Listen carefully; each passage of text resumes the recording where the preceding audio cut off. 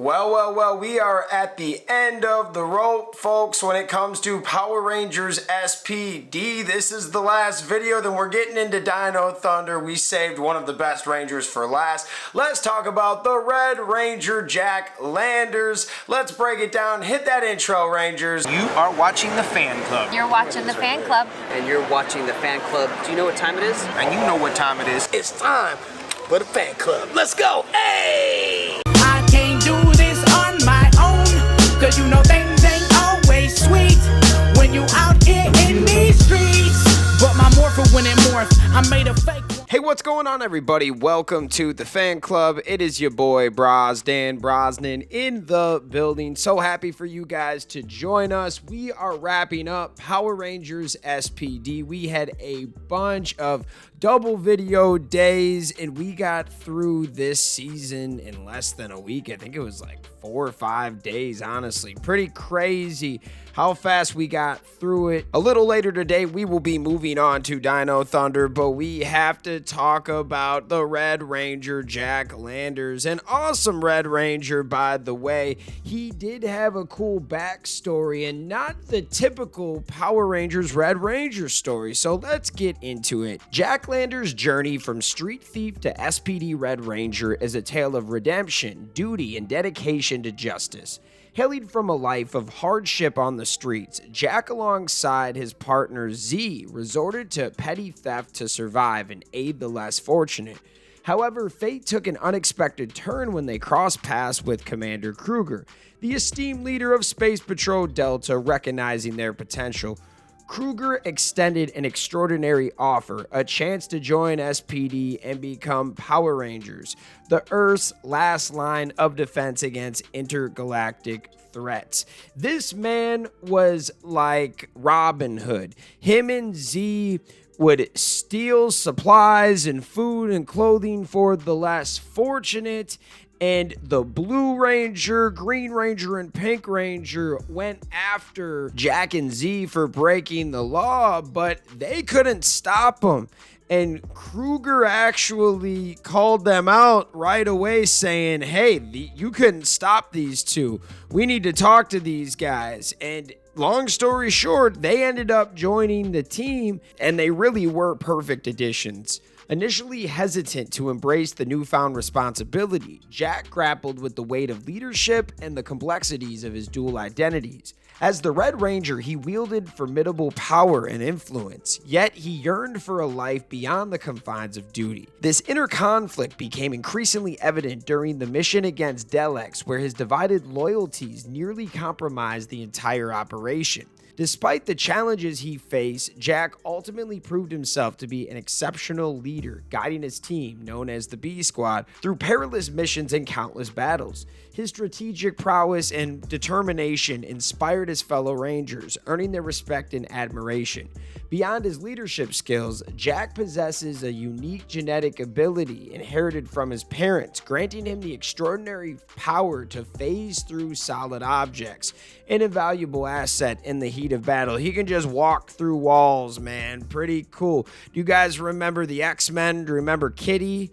Yeah, that's his power. He can just walk through anything. It's actually a pretty cool power. The bond between Jack and his fellow Rangers grew stronger over time, forming an unbreakable camaraderie. Together, they faced formidable adversaries, including Emperor Grum and his relentless army.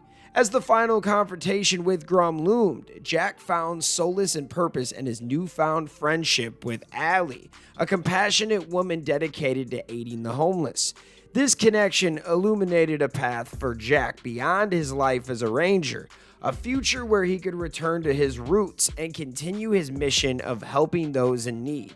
Following the climactic battle against Grum, Jack made the difficult decision to retire from SPD, passing the torch of leadership to his comrade Sky Tate. Jack's journey is a testament to the transformative power of redemption, the strength of friendship, and the pursuit of a life filled with purpose and meaning.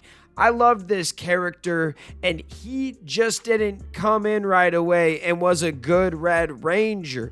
he was from the streets. He was never put in a position of power before, and he kind of screwed it up a little bit. I mean, we've all been there, man.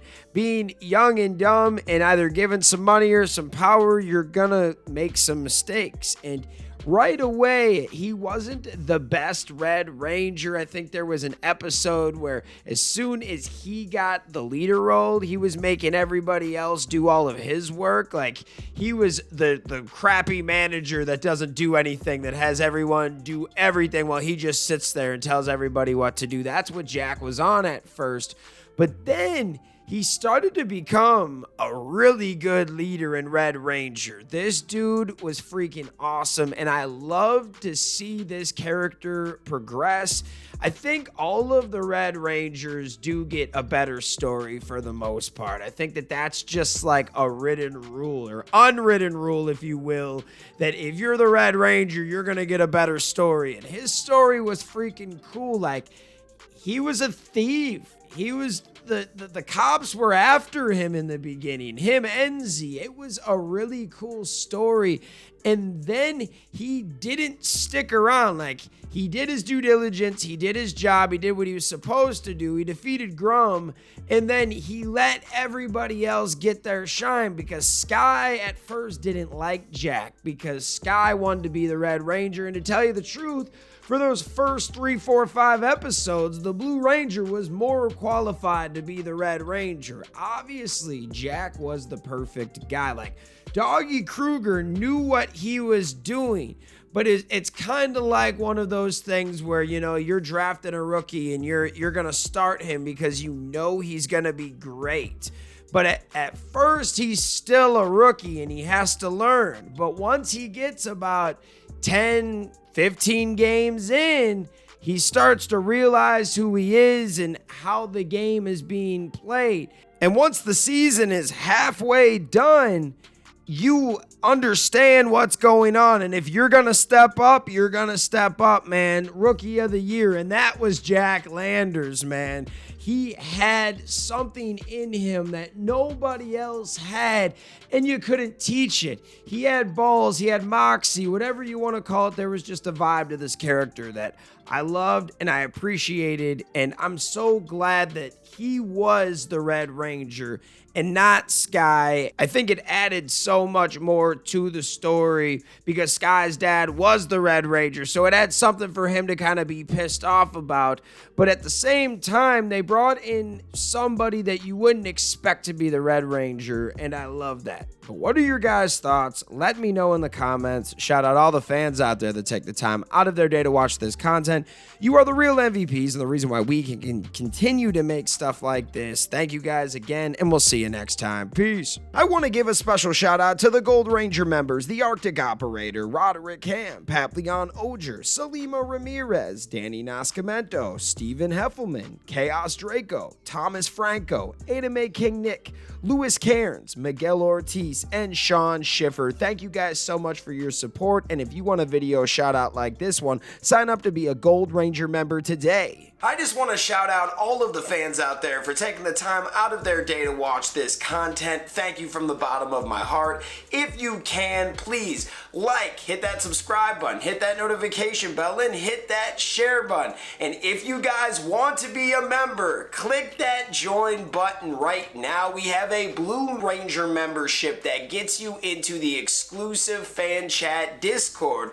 Then we have the Gold Ranger membership. It gets you into the fan chat, but you also get a video shout out at the end of every video. I want to thank you guys again. If you can, sign up to be a member. We will see you next time. Peace. Hi, we're Bulk and Skull. We have been requested by the Fan Club to say something funny.